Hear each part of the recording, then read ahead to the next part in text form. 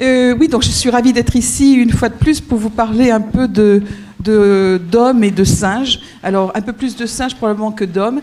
Et vous remettre ça dans une perspective un peu historique parce qu'on raconte beaucoup de choses sur les lieux d'origine. Alors, c'est l'Afrique, c'est l'Asie, c'est l'Afrique centrale, l'Afrique australe, l'Afrique orientale. Alors, je vais essayer de vous faire un point en vous montrant les problèmes que nous pose tout cela et les certitudes et surtout les grandes interrogations que nous avons. Alors, ce n'est pas un hasard si j'ai choisi ce problème de berceau à roulettes, puisque je trouvais que ça s'appliquait tout à fait à l'évolution des idées sur cette question, et c'est à l'abbé Breuil que l'on doit cette remarque du berceau à roulettes. Vous le voyez ici en Afrique du Sud, en train de regarder un paranthrope avec Robert Broom, Clarence Van Rietveld et Raymond Dart. Et à l'époque, c'était le moment où on pensait que l'origine était asiatique. Et Breuil disait finalement c'est un berceau à roulettes. Et j'ai trouvé que c'était assez cohérent avec ce que je veux vous raconter ce soir. D'abord, si on revient, alors je ne ferai pas quelque chose de très détaillé historiquement parce qu'on n'en a pas le temps, mais il y a quand même quelques points importants dans l'histoire, notamment Charles Darwin et l'origine des espèces et l'origine africaine.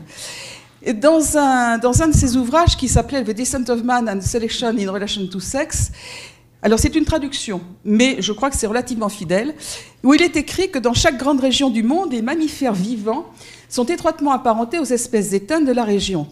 Il est par conséquent probable que l'Afrique était antérieurement habitée par des singes aujourd'hui éteints, étroitement voisins du gorille et du chimpanzé. Et comme ces deux espèces sont à présent les plus proches voisines de l'homme, il est en quelque sorte plus probable que nos premiers ancêtres aient vécu sur le continent africain qu'ailleurs.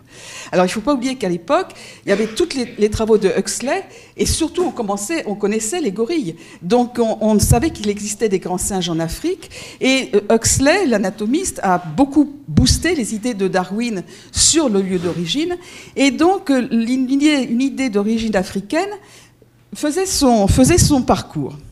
Toutefois, à la même époque, Ernst Haeckel, qui était un embryologiste et qui a travaillé justement sur l'embryologie des gibbons, avait montré les ressemblances fortes entre les gibbons et l'homme.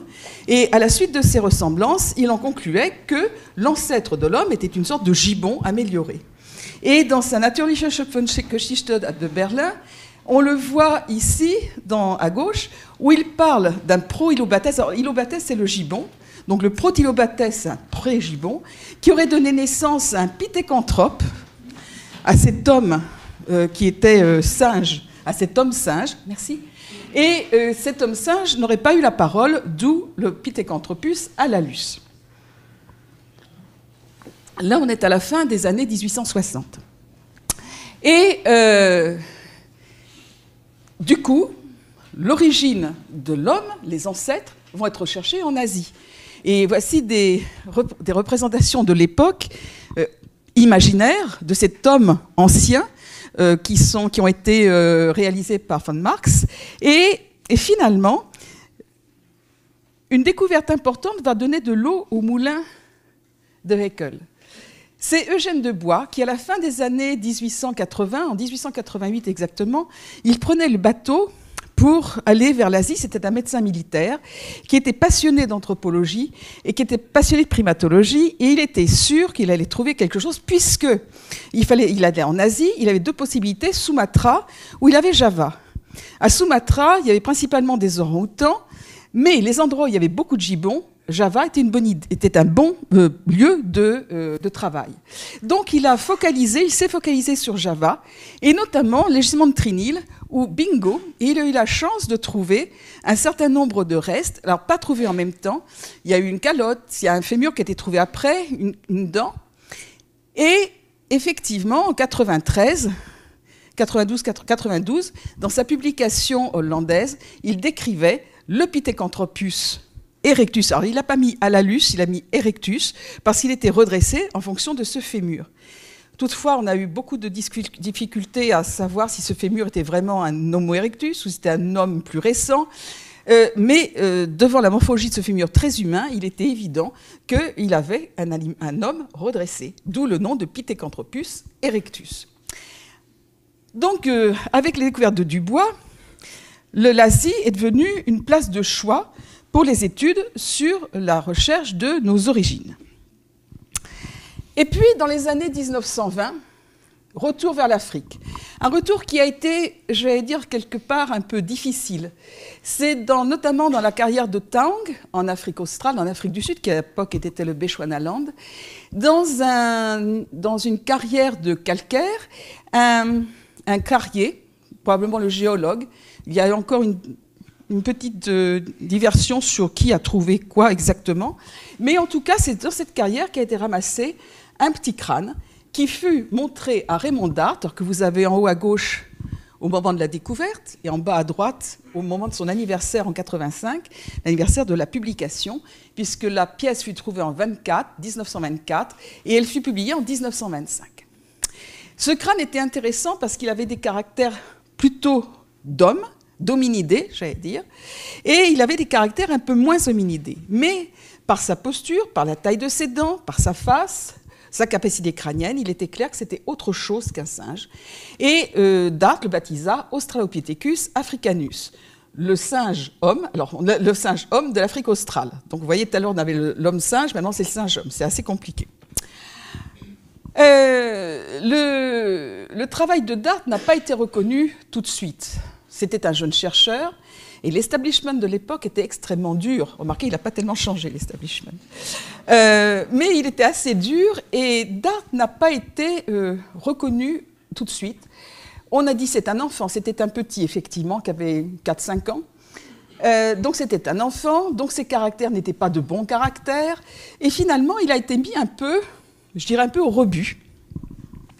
Au rebut, jusqu'à ce que, en 1947, un Australopithèque africanus adulte soit trouvé dans les grottes de Sterkfontein, en Afrique du Sud, dans ce qu'on appelle aujourd'hui le Cradle of Mankind. Alors vous avez le crâne en haut à gauche, le crâne de Mrs. Place, qui pourrait être Miss Place, puisqu'elle est plus aussi adulte, et peut-être Mr. Place, parce qu'on s'est aperçu plus récemment que c'est peut-être pas tout à fait une femelle. Alors du coup, ça va encore faire jaser un peu, mais c'est pas très grave, c'est ça l'avancée de la science. Ici, elle a été découverte, alors vous avez la photo de ces découvreurs qui étaient Robert Broom et John Robinson. On connaît beaucoup mieux Robert Broom parce qu'il a fait énormément de découvertes, non seulement de paléoanthropologie, mais également de paléontologie. Il a beaucoup travaillé sur des reptiles fossiles et même sur des micromammifères. Il a travaillé beaucoup sur les faunes des karstes également. Et John Robinson, c'est un spécialiste de la locomotion des hommes fossiles et il est connu pour ses travaux justement sur la locomotion des australopithèques, qu'ils soient sud-africains ou est-africains. Mais il est peu médiatisé, mais c'est quelqu'un qui nous a quittés il y a quelques années seulement et c'était quand même un chercheur de bon sens. Donc, 1947, Mrs. Place fait rentrer les australopithèques dans l'histoire africaine de l'homme. Alors ça, c'est un petit clin d'œil. On a fêté son anniversaire à Johannesburg il y a quelques années, son 60e anniversaire en 2007. Alors elle était évidemment accompagnée non pas de Robert Broom parce qu'il était décédé, mais de Philippe Tobias, Yves Coppens et Francis Thackeray, que vous voyez sur ces photos. Ça, c'est un peu une remarque impertinente.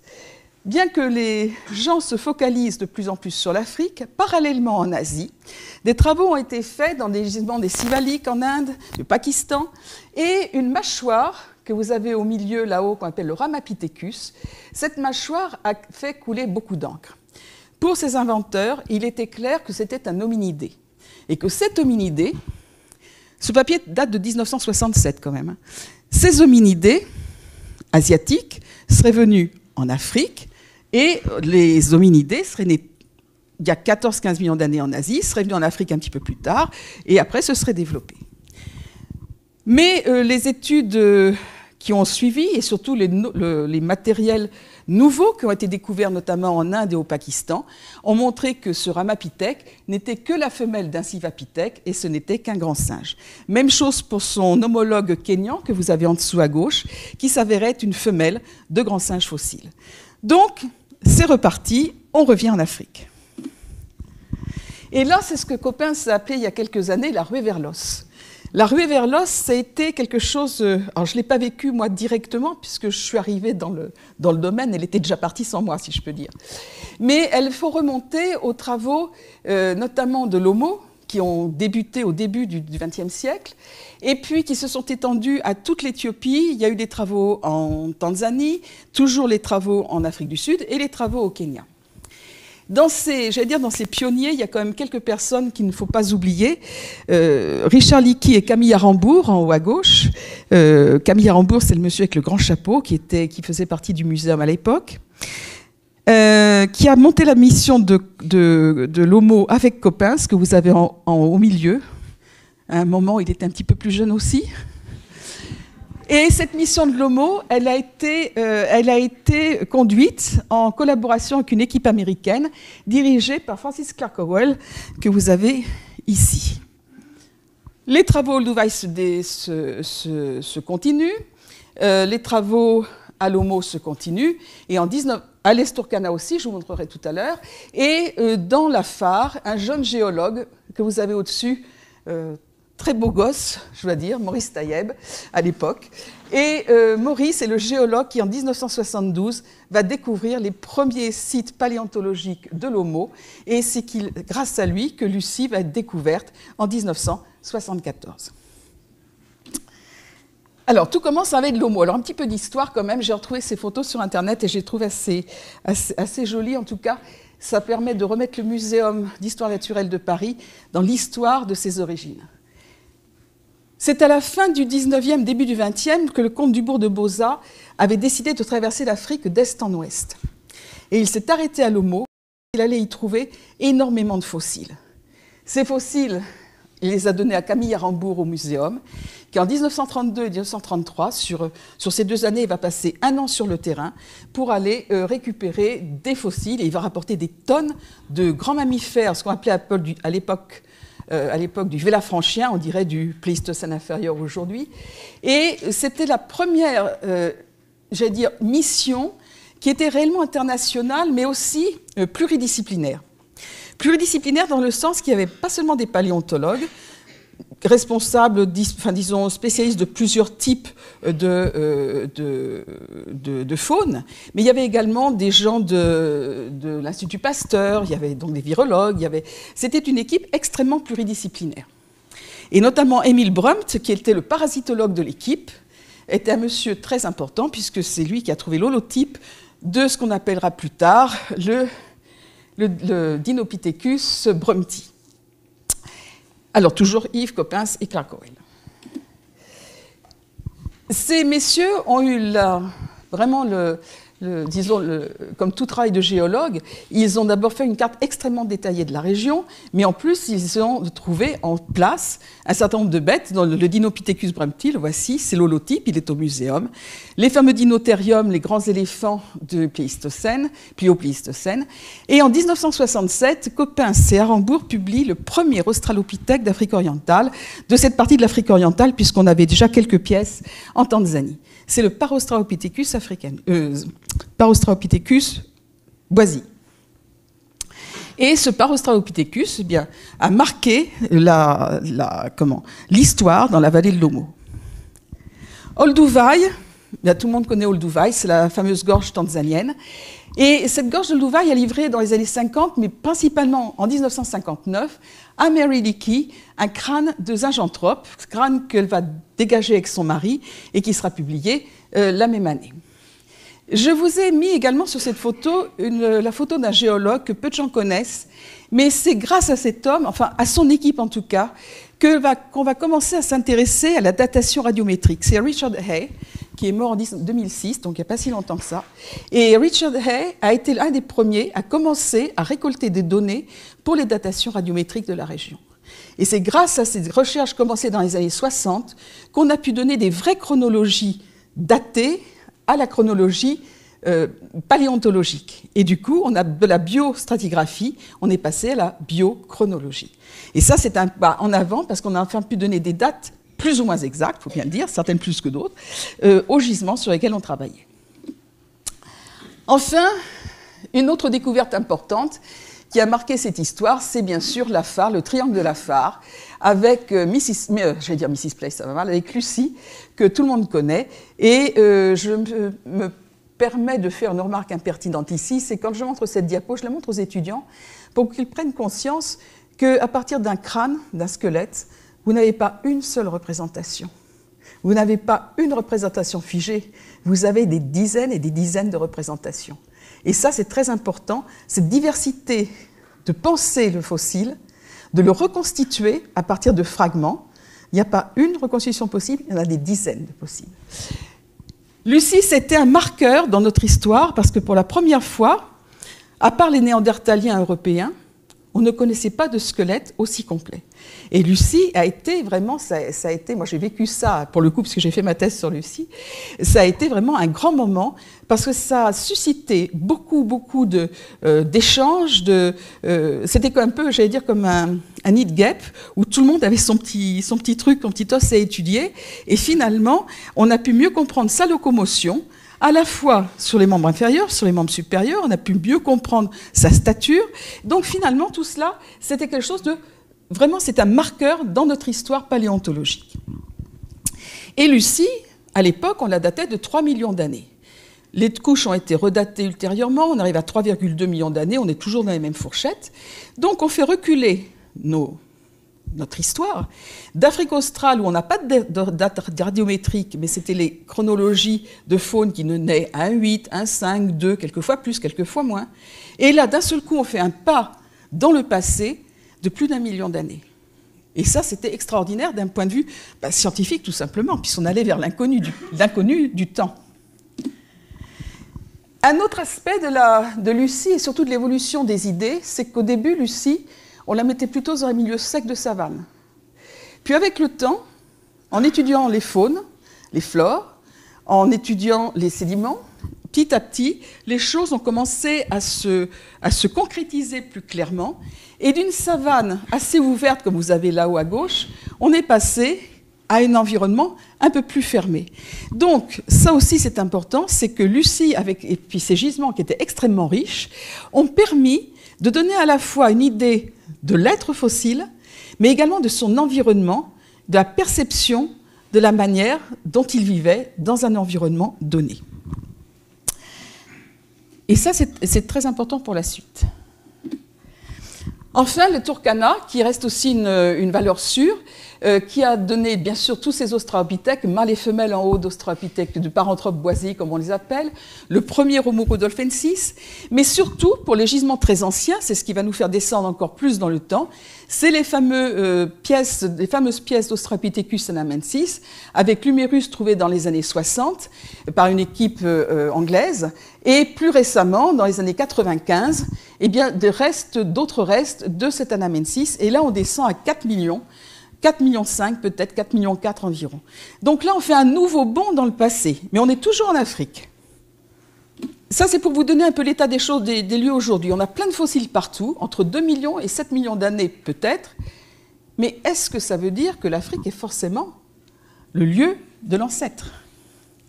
Est-ce que c'est la terre des ancêtres?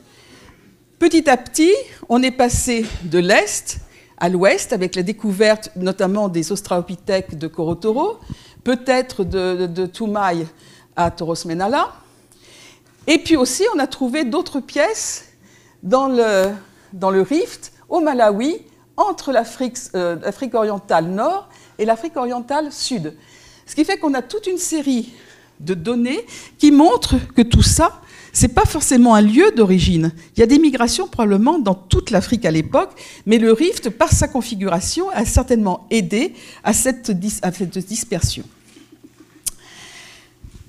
Dans les lieux d'origine, il y a une hypothèse extrêmement intéressante qui est celle de Coppens, l'Issa History, que tout le monde connaît, qu'il a formulée dans les années 80.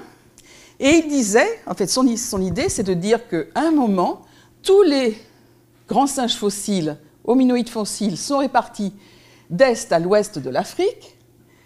Comme tous les anciens, les pièces les plus anciennes à l'époque se trouvaient à l'est, il en déduit que, pièces anciennes d'hominidés, il en déduit que le rift a joué le rôle un peu de barrière. L'est étant dédié aux hommes et l'ouest aux singes, avec un facteur climatique qui montre qu'à l'ouest on est humide et à l'est on est plus au sec. Ceci étant, son hypothèse, elle a été, j'allais dire, un peu galvaudée dans le grand public. Son hypothèse n'est pas seulement une hypothèse géographique, il y a une hypothèse temporelle, chronologique. Quand il l'a créée en 1981, publiée en 1983, il disait « L'ouverture à 7 millions d'années a donné cette fin. » C'est à 7 millions d'années, en fait, qu'on aurait des hommes très anciens à l'est et probablement des singes à l'ouest. En 1986, il revoit son hypothèse et il l'a vieillie à 10 millions d'années. Mais ça, personne n'en parle. Si vous prenez les journaux aujourd'hui, personne n'en parle. Or, c'est publié à l'Académie des sciences, dans la Vie des sciences. Il y a vraiment un article de fond là-dessus. Son hypothèse est géographique, puisqu'il y avait est ou ouest du rift. Il y a également une hypothèse climatique. C'est-à-dire qu'à l'ouest, c'est plus humide et à l'est, c'est plus sec. Donc, son hypothèse n'est pas qu'une hypothèse géographique. Il y a un aspect chronologique et un aspect climatique. En tout cas écologique. Ça, c'est juste pour vous rappeler que si on fait des coupes au niveau de végétations actuelles dans la zone intertropicale, eh bien, on s'aperçoit qu'effectivement, la forêt, elle est bien à l'ouest. Dès qu'il y a le rift, ça change, ça se reboise un peu, ça rechange avec le rift. Donc le rift, à chaque fois, les branches du rift ont joué le rôle de barrière, finalement, climatique, en arrêtant les pluies, à chaque fois, à l'est de ces montagnes du rift. On a voulu tester cette hypothèse avec Martin Pickford et notre équipe. On est allé en Ouganda, à la frontière, justement dans le rift occidental, qui est à la frontière de la forêt, et on y a passé quasiment 28 mois en 10 ans sur le terrain, dans cette région ici, qui est la région de Nkondo, et ici dans la Semliki, plus au sud. De ces missions, nous avons rapporté plus de 10 000, près de 15 000 fossiles en fait, pas un seul hominidé, peut-être une pointe de canine de grands singes, peut-être, on n'en est même pas sûr, et tout le reste des faunes. Mais ce que nous disent les gisements sont importants. Alors d'abord quelques photos des gisements. En haut, c'est le gisement de Nkondo. C'est une photo que j'ai prise en 87. À droite, je l'ai prise en 2012. La région est complètement désertique aujourd'hui, alors qu'elle était hyper verte à l'époque. En bas, à l'époque, on n'avait pas de piste, donc on faisait du portage. Et ça, c'est la région de Nyabugorogo, au sud, Nyakabingo, Nyabugorogo, au sud du lac. Mais c'est dans ces terrains, vous voyez, on voit très très bien ces terrains avec les niveaux de fer ici plus rouges, là, qui font les marqueurs. Et on a suivi comme ça d'une quinzaine de niveaux ferrugineux, marqueurs sur des kilomètres et des kilomètres. Qu'est-ce que ça nous a appris? D'abord que la grande forêt, supposée être d'est en ouest en Afrique, n'a jamais existé. Il y a en Ouganda, comme il y a au Congo RDC, des niveaux secs dans le Miocène moyen. Et là, on a des cristaux de gypse. Ce n'est pas des petits cristaux de poche, hein, c'est des cristaux de 40 cm de gypse. On n'est pas dans une forêt équatoriale humide, on est dans un milieu beaucoup plus sec. Au Congo, des collègues belges qui ont travaillé dans la forêt équatoriale ont montré que la forêt équatoriale reposait à certains endroits sur 200 mètres de sable éolien. Les sables éoliens, ça ne se forme pas en forêt équatoriale. Mais ce qui est important à considérer, c'est que ces niveaux qui aujourd'hui ces régions qui sont très vertes aujourd'hui, elles ont été désertiques à une époque, et certains déserts comme le Sahara ou comme le Namib, qui sont très secs aujourd'hui, ont été beaucoup plus humides à une autre époque.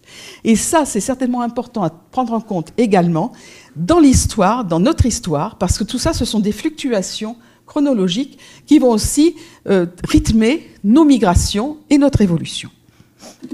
Résultat des courses sur ces fossiles, dans l'ouest, donc dans la région de Nkondo, ici, dans cette région-là, on s'aperçoit que les faunes que l'on a, les flores, mais surtout les flores, on a 20 essences d'arbres fossiles. Vous voyez ici la photo d'Afrique de gauche, vous avez Kasaï, avec une croix blanche. Enfin, cette croix blanche, ça veut dire 10. C'est les zones, l'Afrique est séparée en zones de végétation. Ce sont des zones qui ont été publiées par l'UNESCO il y a maintenant une vingtaine d'années. Les flores que l'on trouve à Nkondo, qui est la flèche, qui est la petite étoile rouge, on les trouve aujourd'hui au Kasaï. Ça veut dire que Nkondo était à l'époque sous une forêt tropicale humide. On y trouve des palmiers élaïs, on y trouve des azélias, on y trouve même du tamarin, on trouve des châtaignes d'eau, enfin, toute une série de plantes qui vont appeler plutôt l'eau et une région humide. Aujourd'hui, c'est une région qui est sèche, relativement sèche. À la même époque, et alors dans les flores, dans les faunes, ce que l'on peut retenir, c'est qu'on a un cochon de forêt, le Lianzoker. On a également les tragélas, enfin ça c'est des petites antilopes de forêt. Elles n'ont pas des grandes cornes, parce que quand vous avez des cornes avec des amplitudes de 2 mètres, vous ne passez pas dans les arbres. Et effectivement, ces tragélas ont des cornes plutôt verticales. Et vous avez toute une série, un éléphant de dents assez basses. Donc tout ça, ce sont plutôt des animaux de forêt. Les pollens, on a prélevé plus de 300 pollens. Tout est stérile dans cette formation-là, parce qu'il y a probablement trop de fer, et le fer est trop oxydant, ça détruit nos pollens, donc on n'a pas un pollen qui se respecte. Par contre, on a trouvé après dans les niveaux supérieurs. On est 6-8 millions d'années. Qu'est-ce qu'on peut supposer? C'est qu'après un bombement léger dans la région vers 18 millions d'années, le rift Gregory joue à l'époque. Donc on a au niveau du mont Kenya, dans cette région-là, un bombement. Et à gauche, à l'ouest, les pluies vont s'arrêter. Et on est dans cette configuration-là. L'ouest va être arrosé. Les Ruwenzori n'existent pas. Donc, il n'y a pas cette barrière de pluie des Ruwenzori. Et donc, on n'a pas encore... Les Ruwenzori n'existent pas. Ici, on a un grand lac à la place des Ruwenzori. Seul le rift oriental joue à cette époque-là. Barrière de pluie importante. Et effectivement, les zones ici vont être plus sèches, alors qu'ici, elles vont être plus humides. Et un peu plus tard, alors ça c'est l'East Side Story, un peu plus tard ce que le copain s'appelait l'Homo Event, c'est la montée des Ruwenzori qui va couper ici ce lac en deux, qui va créer les lacs Albert, lac Édouard et lac Albert, avec les Ruwenzori qui montent à plus de 5000 mètres, et il y a une deuxième barrière de pluie. Et on l'a vécu parce que cette région-là, il pleut à peu près 360 jours par an, et on y passait au moins 3 mois par an. Et voilà l'état de notre campement en permanence, ce qui était fort agréable.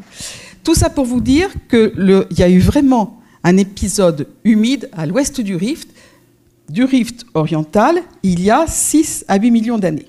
Dans le rift oriental, pour le coup, ça ce sont les gisements d'aurorines qui sont situés à peu près à même latitude et qui sont dans les mêmes gammes de temps, eh bien on s'aperçoit que les flores, on a une forêt sempervirente sèche, avec des endroits beaucoup plus humides parce qu'on a des feuilles très longues avec des pointes d'écouture très longues. Donc en gros, c'est toujours vert, avec des endroits plus humides, des endroits plus secs parce qu'on a beaucoup d'antilopes de style Impala. Mais on a aussi des petits galagidés, on a également énormément de colobes, on a des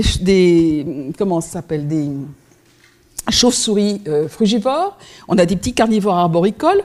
Donc, c'est une forêt qui existe, mais qui n'est pas aussi humide que celle qu'on a à l'ouest. Et de fait, quand on regarde les cartes de répartition, à l'ouest, on a vraiment de la forêt très humide. À l'est, on a une forme de forêt verte, plus ou moins sèche, plus ou moins humide. Donc, il y a bien à l'ouest quelque chose d'humide et à l'est quelque chose de moins humide. Donc, le rift joue bien un rôle régulateur, probablement local. Mais est-ce que ça veut dire pour autant que l'homme est né là? Probablement non, pour une raison simple, c'est qu'en paléontologie, il est toujours extrêmement difficile de trouver le lieu d'origine d'une espèce paléontologique parce qu'elle a une répartition dans le temps et dans l'espace qui est vaste. Donc trouver un point d'origine, c'est quasi illusoire.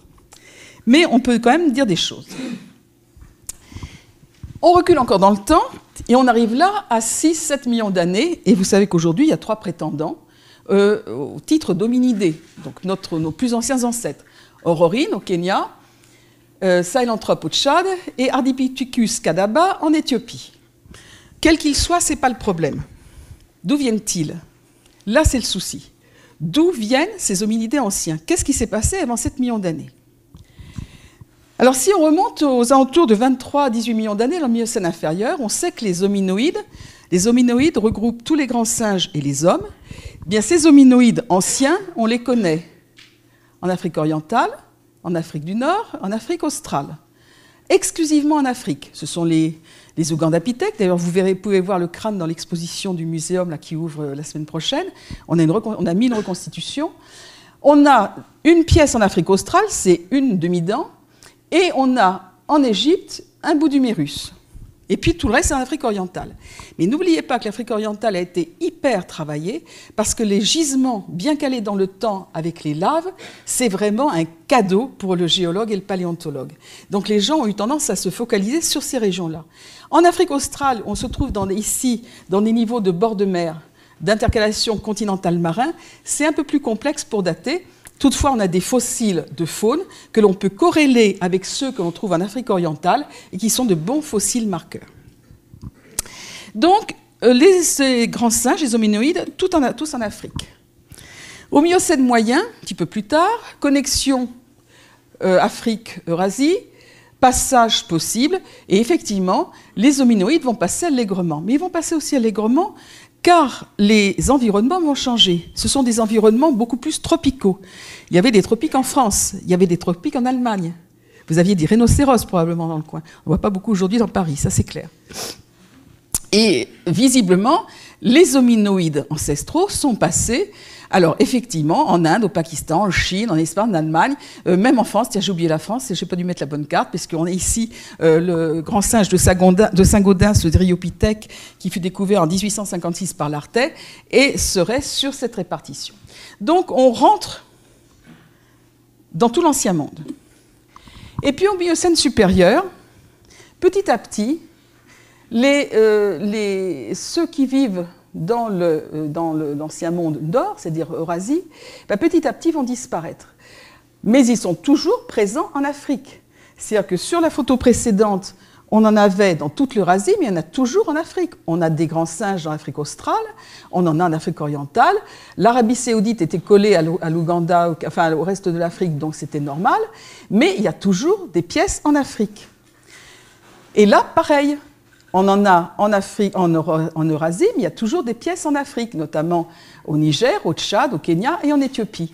Alors, il y a des hominidés potentiels comme Toumaï, comme l'Ardipithecus kadaba, comme Aurorine, mais il y a également des représentants des grands singes de type moderne. On a probablement un gorille à 6 millions d'années, que vous avez ici et là, enfin une forme gorilliforme, en tout cas elle ressemble au gorille, à Capsomine avec Aurorine. On a une forme un tout petit peu plus ancienne qui est ici, au Kenya, qui ressemble fort à un chimpanzé. Elle fut trouvée en place à 12,5 millions. On ne sait pas si c'est encore du chimpanzé, ça ne ressemble pas aux autres pièces qu'on a, mais elle est là à 12,5 millions trouvée en place. Et puis on a des formes gorilliformes en Éthiopie, au Kenya, comme Sambopithèque, un calipithèque peut-être. Donc même si on a des grands singes ou des hominoïdes en Europe, ils n'ont pas quitté l'Afrique. Et ça, c'est important. Alors, c'était juste un rappel sur les grands singes fossiles, parce qu'on n'en parle jamais. On dit toujours que ça n'existe pas, mais en fait, il y a des données, et de plus en plus de données sur ces bêtes-là.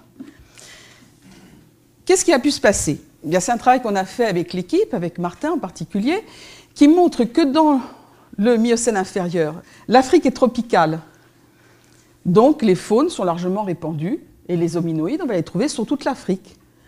Au Miocène moyen, passage vers l'Eurasie. C'est à ce moment-là que la calotte antarctique prend une masse importante qui va engendrer des modifications des ceintures climatiques. Et finalement, ces ceintures tropicales remontent plus vers le nord.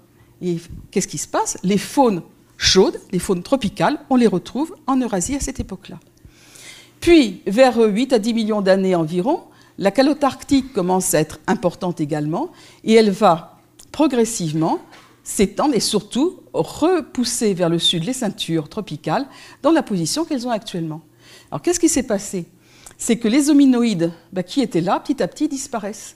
Et peut-être, on a dit pendant très longtemps, moi c'est ce qu'on m'enseignait, c'est parce que les petits singes à queue, ils venaient leur piquer toute leur niche, mais c'est peut-être pas le cas dans la mesure où ils ont commencé à s'éteindre avant que les petits singes à queue n'arrivent. Et ils n'ont peut-être pas pu s'adapter au changement de saison, d'un milieu tropical à un milieu plus tempéré où les saisons sont très tranchées. Vous ne pouvez pas vous nourrir toute l'année. Vous êtes obligé d'avoir des saisons tranchées, vous ne trouvez pas la même chose à manger à chaque moment. Et c'est peut-être un des aspects qui a fait que ces grands singes ont disparu d'Eurasie, en tout cas les hominoïdes. Alors, qu'est-ce qui est advenu dans cette histoire-là des hommes? Parce que leurs ancêtres, ils étaient dans ce paquet. Alors, il y a eu un collègue canadien, pardon, soyons polis, un collègue canadien qui a eu une idée, il a repris toute une série de sites, et il a dit, c'est clair, il y a une sortie d'Afrique, ça tout le monde est d'accord, puis il y a eu des retours, et puis une fois que c'est ressorti, il y a eu des passages, et puis une fois que c'est revenu en Eurasie, c'est reparti au sud, et les hominidés sont nés à ce moment-là. Ben oui, mais si vous regardez sa carte, nulle part il ne mentionne les pièces connues en Afrique. Et son hypothèse est bâtie sur l'idée qu'il n'y a rien de connu en Afrique ou rien d'important en Afrique. Alors, j'ai scanné ça dans un American Scientist que je trouve très bon, parce qu'il y a toujours des questions qui ne sont pas résolues, mais on ne questionne jamais les résultats des grandes revues, alors que c'est bien les premiers qu'il faudrait discuter. Et j'ai repris son dernier papier de 2012, alors il y en a sorti un depuis, dont je n'ai pas pu en faire état tout de suite, parce que je ne l'ai pas encore complètement avalé, mais dans son dernier papier de 2012, c'est quand même intéressant, c'est que dans tous ces gisements qu'ils mettent, il met ici, par exemple, à la fin du Miocène moyen, ils mettent 3 gisements. Alors que nous, on en a bien plus déjà. Il a oublié tous les gisements d'Afrique australe. C'est ballot, mais il y en a quand même quelques-uns. Si on prend ici sa carte au Miocène supérieur, Lutagam Lukeino, mais il oublie le Niger, et puis il oublie les Tugan Hills, et puis il oublie le Middle Awash. Ça fait quand même un paquet d'oublis. Alors, de manière très, très impertinente, voilà ce que je suggérais, c'est qu'en fait, quand les grands singes vont quitter, les hominoïdes ancêtres vont quitter l'Eurasie, ils vont la quitter en suivant la zone intertropicale. Donc l'origine de l'homme comme des grands singes de type moderne, africain, peut se trouver n'importe où dans cette zone intertropicale. Et en Asie, on a un coup de bol génial, c'est que les orang-outans et les gibbons, ils vivent en Asie du Sud-Est. Et l'Asie du Sud-Est a toujours été tropicale. Donc ce n'est pas un hasard si on les trouve là. Alors, je sais que ça fait un peu désordre dans la famille, je veux dire, surtout des paléontologues, mais ceci étant, je pense que plus on va prendre en compte les environnements dans l'étude de nos origines, plus on va avoir à améliorer, affiner nos données. Parce que faire des travaux hyper précis sur une dent, sur un os, il faut toujours en faire. Mais il faut savoir voir l'arbre qui cache la forêt. Et c'est plus qu'une forêt, là, ce sont des forêts et des environnements. Alors, dernière remarque impertinente, et au sud, parce qu'on a quand même des restes d'hominoïdes au sud. On en a à 18 millions d'années, on en a à 12 millions d'années. Eh bien là, il y a un gisement qui est actuellement extrêmement prometteur, et d'ailleurs Dominique Gomery est dans la salle. C'est un gisement que nous avons découvert avec Martin Pickford et Jacques Michaud en 1996. Et c'est un gisement qui a livré les premières faunes de 4 à 4,5 millions d'années dans le bassin du Cradle of Mankind, dans la zone d'origine des hominidés. Ça veut dire que si on sort des sites classiques et qu'on commence à travailler sur ces brèches fossilifères, il y en a des tonnes et des tonnes, mais c'est un gros travail, c'est très lourd comme travail, eh bien, peut-être qu'on va pouvoir aller plus loin dans nos connaissances de la migration des hominidés, parce que peut-être ils ont aussi vécu en Afrique australe, après tout. Qu'est-ce que sont devenus les Otavipithèques de Namibie? Je ne sais pas. On n'en a pas d'autres depuis. Enfin, pour terminer, une remarque toujours impertinente, mais j'y crois beaucoup. L'évolution n'est pas une histoire seule d'os, de dents, d'émail. C'est une histoire multifactorielle.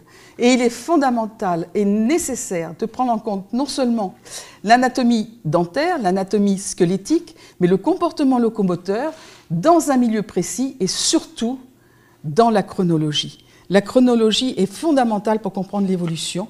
Et dans cette histoire de berceau à roulettes, vous avez bien vu, on est passé d'Asie en Afrique. D'Afrique, on est repassé un peu vers l'Asie pour revenir vers l'Afrique. Mais dans l'Afrique, c'est peut-être le nord de l'Afrique, c'est peut-être la Méditerranée, c'est peut-être plus au sud. Pour le moment, le débat est ouvert. Merci. Oui, bonsoir. Y a-t-il, en dehors de l'Afrique de l'Est et du Sud, des sites pliopléistocènes pour éventuellement trouver des hominoïdes non hominidés contemporains de tous ces hominidés est et sud-africains, Parce que c'est vrai qu'à 2 millions d'années, il n'y a aucun hominoïde non hominidé africain. Ce serait intéressant d'en trouver. On connaît des chimpanzés de type moderne clair. On les connaît dans des niveaux de 500 000 ans au Kenya.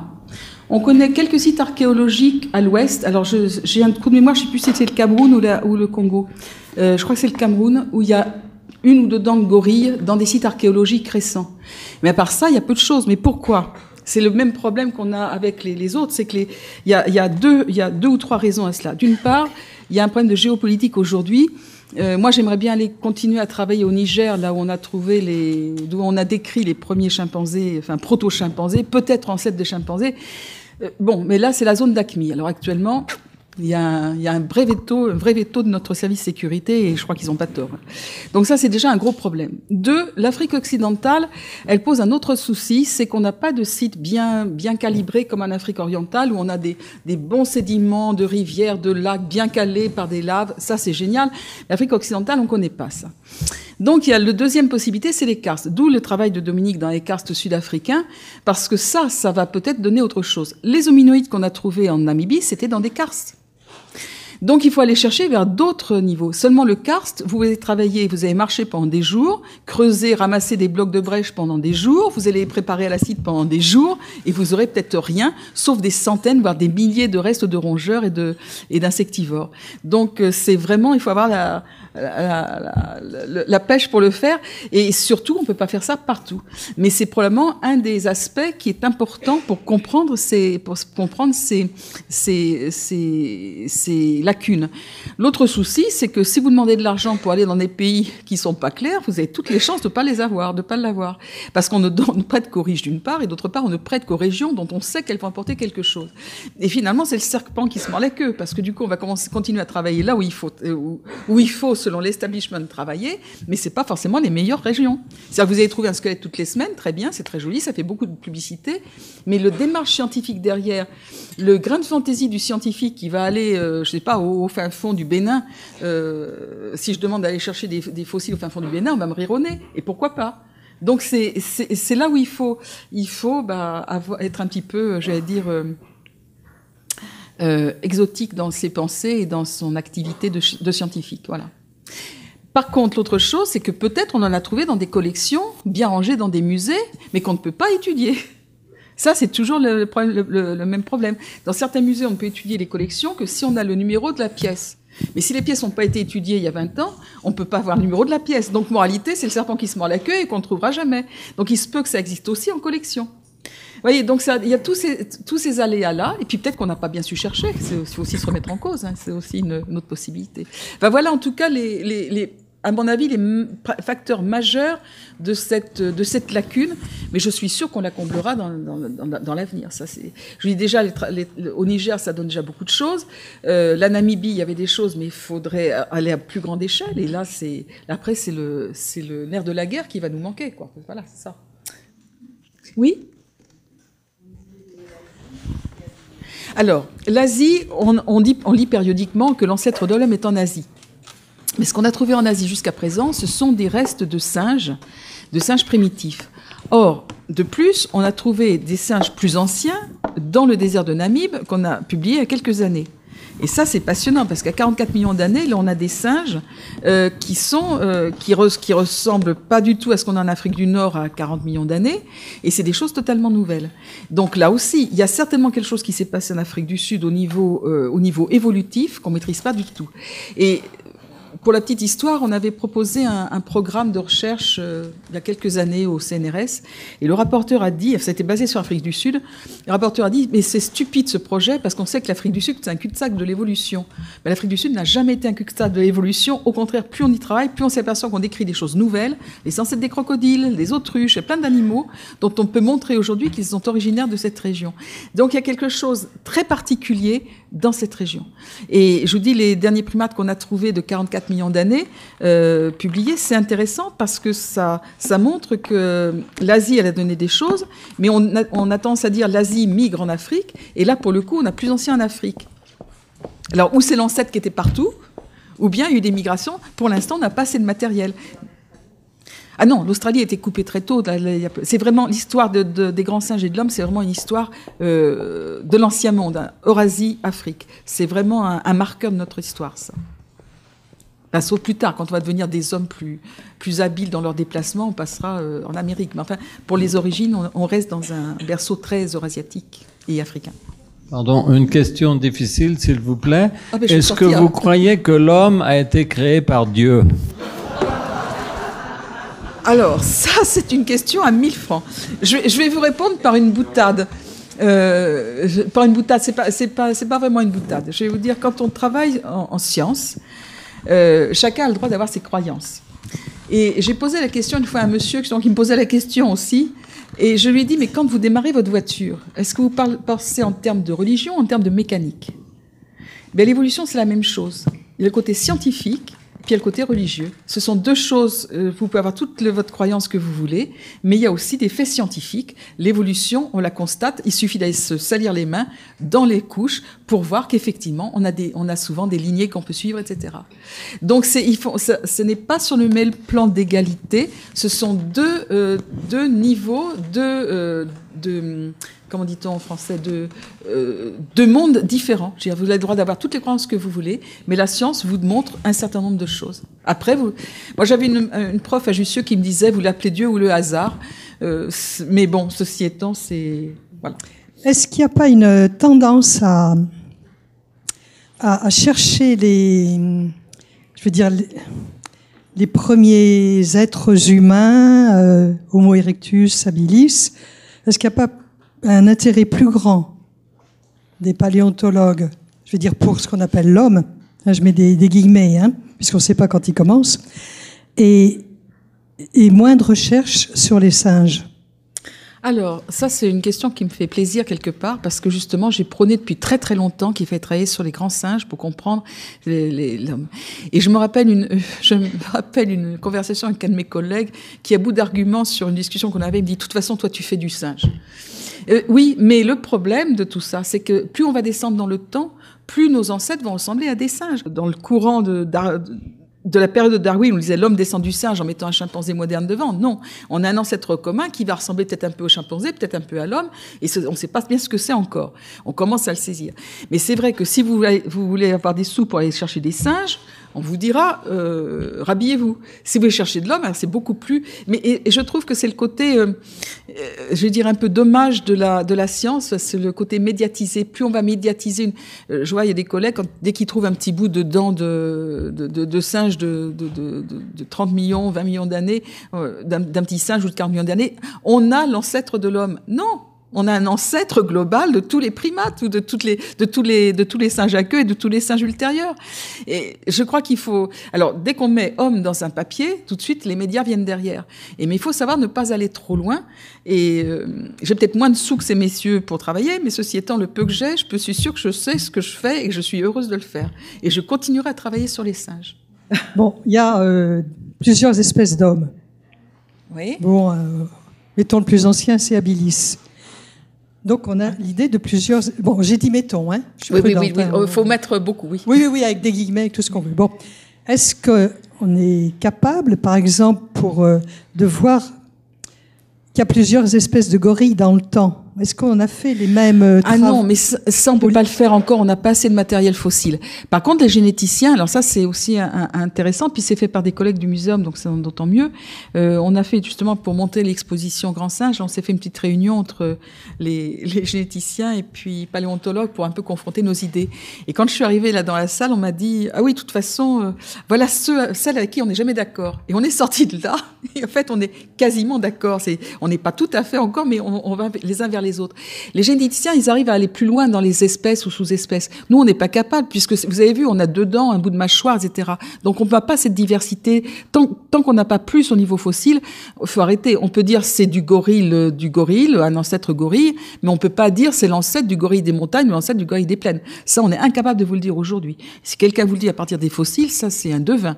Parce que pour le moment, on n'a pas de choses beaucoup plus sérieuses à vous présenter. On en a un peu plus. Il y a 10 ans, j'aurais pas pu vous présenter ça. Aujourd'hui, on commence à combler cette lacune.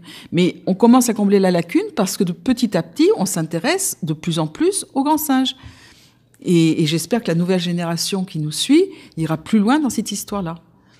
Parce que tout ce qu'on va comprendre sur l'histoire des grands singes, vu qu'on a un ancêtre commun, va nous aider à mieux maîtriser ce qu'on connaît sur l'autre. Et ça, c'est l'avancée de la science et le débat. Vous nous avez parlé des singes à queue. Alors, qu'est-ce que sont les autres singes? C'est ceux qui n'ont pas de queue. Mais oui, mais quel est... Oui, mais bien sûr. Mais les singes à queue, ce sont dans l'ancien monde, les singes à queue, ce sont tous les singes qui ne sont pas, ce qu'on appelle les petits singes à queue, ce sont tous les petits singes qui ne sont pas des lémuriens, qui ne sont pas des grands singes et qui ne sont pas des hommes. Et ce qui nous rassemble avec les grands singes, c'est que l'homme, comme les grands singes, n'a pas de queue. Et c'est un des caractères dérivés extrêmement spécialisés que l'on observe chez les grands singes et l'homme. C'est pour ça qu'on a été placé dans la même famille des hominoïdes, parce qu'on n'a pas de queue. Voilà. C'est plutôt une remarque à propos des questions précédentes. Cette étude des grands singes fossiles, en fait, il y a une tendance, et j'ai vu dans plusieurs papiers récents, d'interpréter les singes fossiles, les grands singes fossiles, comme les premiers hominidés. Oui. On prend par exemple Ardipithecus ramidus, était annoncé comme le premier australopithèque, bipède, etc. Mais quand on voit le squelette, c'est un chimpanzé, un type de chimpanzé. Donc il y a une tendance d'interpréter les fossiles, de pencher vers les hominidés plutôt que vers les grands singes, pour les raisons fiscales, je crois. Peut-être pas fiscal, mais en tout cas, peut-être financement, oui. Non, ça, je l'ai certainement pas dit comme ça, mais c'est vrai que je vous disais que même dans les collections, il doit rester certainement beaucoup de matériel qu'on n'a pas identifié, en fait. Et puis, c'est vrai qu'à une époque, au moment de la ruée vers l'os, on a publié beaucoup de choses, et puis certaines, il faut peut-être prendre plus de bémol. Mais ça, c'est l'avenir qui le dira. Je voulais revenir aux relations paléontologue et généticien. Oui. Parce qu'il y a quelques années, quand même, il y a dans les horloges de dérivation de famille à une autre, il y avait quand même des écarts qui jouaient sur même des millions d'années, qui étaient quand même très significatifs. Alors, est-ce que le discours se rapproche? Est-ce qu'il y a toujours moi, j'étais heureuse de ce discours que j'ai eu l'autre jour avec une jeune collègue qui a repris tout ça. Et j'étais surtout heureuse de voir qu'en fait, les divergences qu'on avait sont pas forcément des divergences, parce qu'ils ont autant d'incertitudes dans leurs analyses que nous on peut en avoir sur quelquefois sur des datations, sur la provenance d'un fossile. Donc finalement on a les mêmes inconvénients de chaque côté. Et du coup, quand on a évoqué les dates, moi je pense 10, 12 millions d'années, pour moi c'est assez cohérent. Ils arrivaient à 9, 10, donc je trouve qu'on est en train d'être dans des périodes plutôt cohérentes. Et puis je pense qu'il faut laisser le temps au temps, de toute façon. Ce qu'il y a surtout, moi il y a une chose qui m'avait beaucoup choquée chez les généticiens, et je parle des années 70, là au début où on a commencé à faire les phylogénies moléculaires et tout ça. Je me souviens d'un article, alors par contre là c'est Alzheimer, c'est l'auteur qui m'échappe, et je vois l'article mais je vois plus le nom de l'auteur. Enfin bref, il sortait, et tout le monde l'a cité par la suite, comme celui qui avait dit que le chimpanzé était le plus proche parent de l'homme. Et quand j'ai lu son article, là j'étais époustouflée. C'est qu'à la fin de son article, il donne 4 possibilités. Et il dit, comme monsieur Andrews, paléontologue, je me pense que celle-là est plus valide, je garde celle-là. Et après, beaucoup de gens ont cité dans l'article en disant, il pense que c'est le chimpanzé le plus proche. Mais il n'avait jamais dit ça. Il a dit, c'est parce qu'un de ses collègues paléontologues pensait ça, que sur ces 4 propositions, il n'en gardait qu'une. Et tout le monde a cité son papier sans avoir lu le papier. Parce que c'est très clair dans le papier. Moi, j'étais estomaquée quand j'ai lu ça. Donc, ça veut dire qu'il y a eu un moment aussi, un côté médiatique. Moi, quand on me dit vous avez 98% de gènes codants avec les chimpanzés en commun, très bien, et vous êtes 35% jonquilles, ça veut dire quoi? Rien. C'est un chiffre magique, il faut savoir ce que vous mettez derrière le chiffre. Et ça ne veut absolument rien dire. Tout ce que ça veut dire, c'est qu'on est proches parents. Mais ça, on le savait.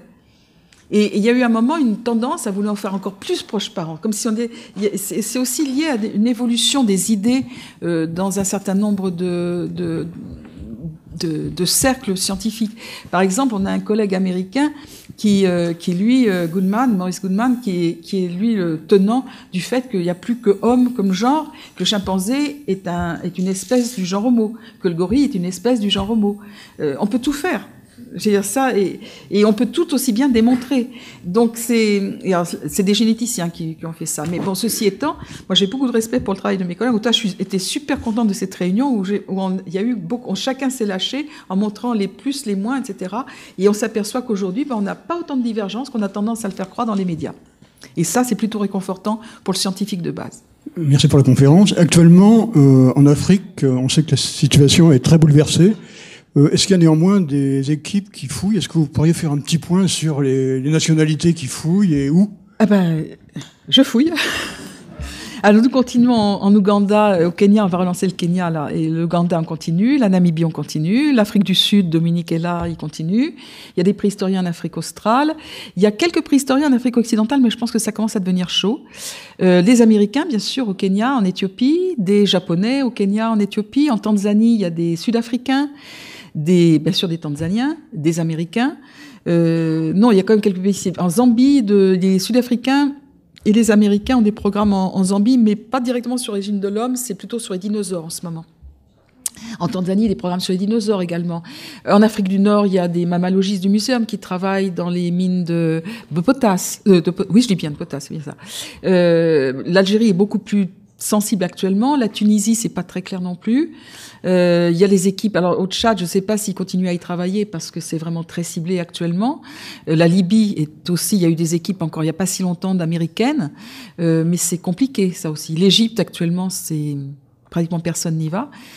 Puis il faut laisser le temps. Je veux dire, on aime notre métier, mais il y a des limites aussi à respecter quelque part. On a déjà donné nous. Alors. Donc il y a encore des équipes qui travaillent, mais il faut que ce soit bien balisé. Nous, dans nos équipes, on a tendance à travailler avec les populations locales, c'est-à-dire qu'on emploie les gens du village local. Donc ça nous aide énormément. Il y a quelques années, on est venu nous prévenir en disant attention, Kony descend du Soudan, il est à 100 km dans 2 jours, il est là, dans une journée il est là, faut que vous partiez. Bon, on évacue dans ces cas-là. Et c'est notre meilleure sécurité, en fait, c'est près des gens. Et ça, c'est quelque chose d'important. En plus, ça leur permet de vivre, puisqu'on leur donne un salaire quand on passe une mission, moi, ça me coûte peut-être 700 ou 800 euros. Eux, ça les fait vivre quasiment l'année. Donc, il y a aussi une interface importante au niveau humain et surtout d'avenir, puisqu'on fait aussi de l'éducation. On fait aussi, là, cette année, on va fêter les 30 ans de la mission Ouganda et donc on va organiser toute une Paléo Week à Kampala avec les gens, les enfants, pour faire de la promotion de la paléontologie, parce qu'on ne pourra pas forcément travailler encore très longtemps. D'abord, on vieillit, hein. Enfin, les jeunes vieillissent moins vite, apparemment, mais nous, on vieillit très vite aujourd'hui. Et donc, il faut que le relais local commence à se faire. Mais c'est compliqué, parce que le relais local, il a souvent été, même si beaucoup d'équipes le prônent, peu le pratiquent. Voilà. Et un vrai relais local avec des vraies compétences, on a la chance de pouvoir le faire. On n'a pas beaucoup de bourses, mais le peu qu'on a, ça arrive. Là, on a une étudiante ougandaise qui a terminé un très bon master en Belgique. Elle vient de rentrer, elle a son poste et on espère qu'elle va continuer en thèse. Mais là, il faut qu'elle se réétablisse dans son pays. Mais ça fait plaisir quelque part. On dit, on n'a pas perdu nos sous et surtout, ça donne espoir au musée local et puis ça nous donne espoir à nous que ce qu'on a fait, c'est pas complètement perdu pour la science non plus et puis pour le pays. Voilà.